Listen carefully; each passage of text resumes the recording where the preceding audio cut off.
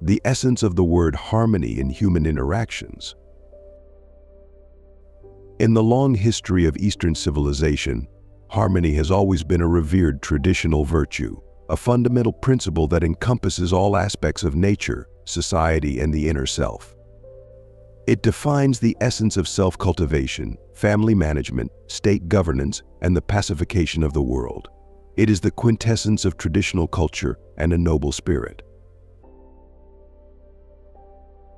Harmony is precious.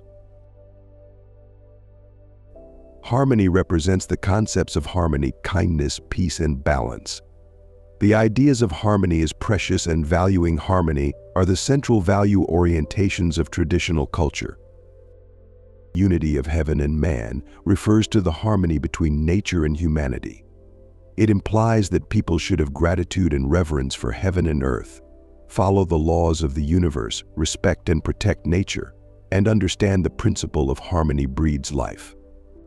In self-cultivation, one should focus on the practice of calm mind and balanced energy in interacting with others. One should adhere to the principles of harmony without conformity and harmony without following trends.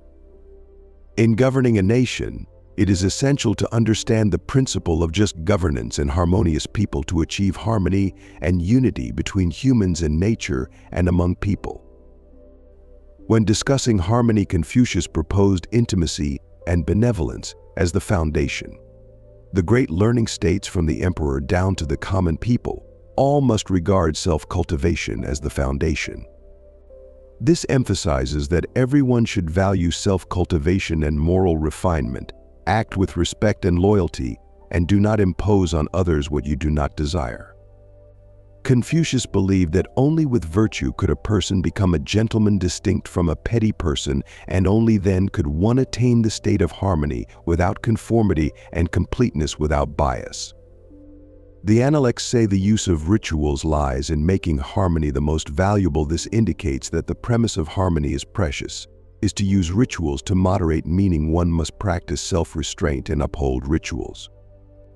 Only by subduing oneself and returning to propriety can harmony prevail under heaven.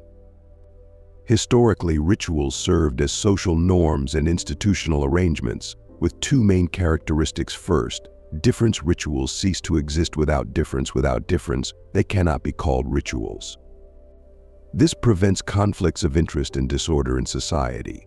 Second, harmony in rituals. Harmony is paramount, representing the essence of rituals, and the key is whether it manifests moral principles and justice.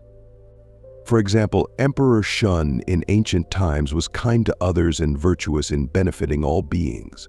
He was close to the virtuous and distanced from flatterers. He opened channels for public opinion, listened to the people's voices, and established a wooden board in front of the palace where people could petition the court, now known as the ceremonial column in front of palaces or tombs. He once farmed at Mount Lashan and gave fertile land to others. When fishing at Thunder Pond, he gave the best spots to others. He encouraged the potters at the Hetchin River to create meticulously without cutting corners. His way of promoting harmony as precious was to use virtue to influence the three Miao tribes, leading them to abandon evil and embrace good.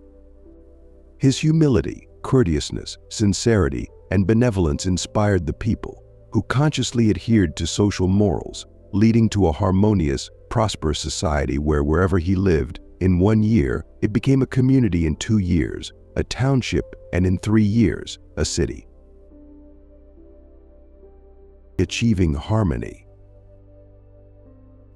The ancients spoke of moderation and harmony. The doctrine of the mean states moderation is the great foundation of the world, and harmony is its universal path. When moderation and harmony are achieved, all under heaven find their proper places, and all things thrive. The Confucian ideal of self-cultivation, family management, state governance, and world peace follows a path from the inside out, from self to others, from others to things, from near to far. It emphasizes individual self-cultivation, ultimately achieving peace under heaven. If everyone continually raises their moral standards and improves their character, becoming refined in culture and simple in substance, benefiting without waste, working hard without resentment, being content without pride, and being dignified without being harsh. Then society will naturally be harmonious and peaceful. Achieving harmony values appropriateness, precision, balance, and harmony. The I Ching states preserving great harmony brings prosperity, meaning that only when yin and yang harmonize can the four seasons be balanced, all things grow, and peace and stability endure. Northern Song philosopher Zhang Zai said reconciliation brings resolution, meaning that people should strive to resolve conflicts, eliminate struggles, and end wars, expressing a desire for peace. In his work Western Inscription, Zhang Zai wrote, "Heaven is my father, earth is my mother. I, born small and ignorant within them, form a unity with heaven and earth. The characteristics of heaven and earth are my nature." This means that humans are born from heaven and earth, small and ignorant within them. The energies within heaven and earth constitute the human body. The principle governing heaven and earth is the inherent nature of humans. Harmony is a natural law, a rule inherent in all things. Whether it is preserved relates to the growth and transformation of individuals. Harmony is a state in which different people and things cooperate, mutually restrict, and balance each other, achieving unity. All living things rely on harmony to survive, which is the essence of beauty. Harmony, built on the foundation of righteousness, is enduring and eternal, reflecting a spirit of tolerance and broad-mindedness, modesty and inclusiveness, and an ocean that accepts hundreds of rivers.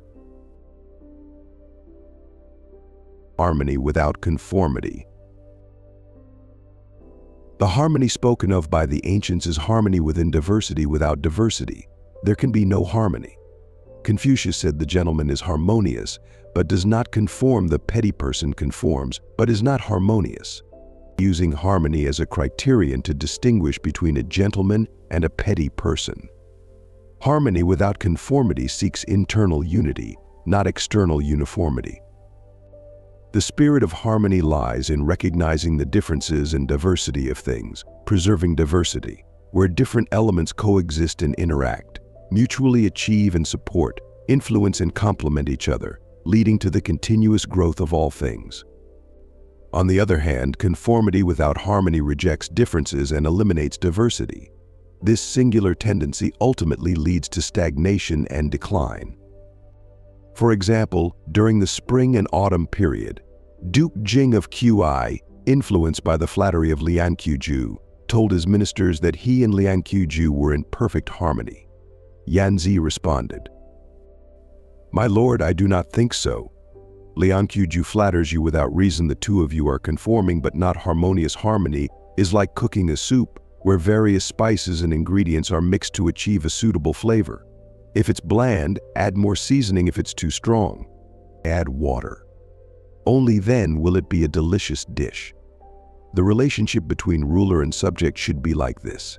When the ruler is correct, the subject should strive to uphold him. When the ruler is incorrect, the subject should point it out so that mistakes can be corrected. This way, the state can be stable and governance can be error-free. Liang Qiu pleases you without discerning right from wrong, always agreeing with you. This is conformity, not harmony. How can this benefit you or the state? Listening to him is like adding water to water. It has no flavor. It is like playing an instrument with only one note. No one will listen. Yanzi's argument from a political perspective demonstrated the essential difference between harmony and conformity. Rulers and subjects must prioritize the interests of the state and the people, fully express their views, and achieve harmony. This is the ideal attitude and state that national politics should aspire to. The concept of harmony without conformity is that gentlemen form connections with others, being tolerant and open-minded while maintaining their principles, complementing each other, not pandering to power, and not aligning with dark forces, thus being harmonious without conformity. Petty persons, on the other hand, connect with others for mutual benefit, relying on power, each with selfish intentions, being conformist without being harmonious, suppressing differing opinions, and rejecting those who are different.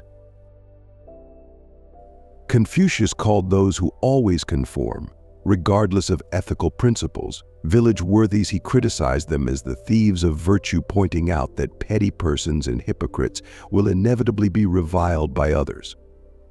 He said that when judging someone's virtue, one should not rely on the likes or dislikes of the majority, but should use the standard of moral good and evil as the basis on matters of principle. There should be no compromise at any time.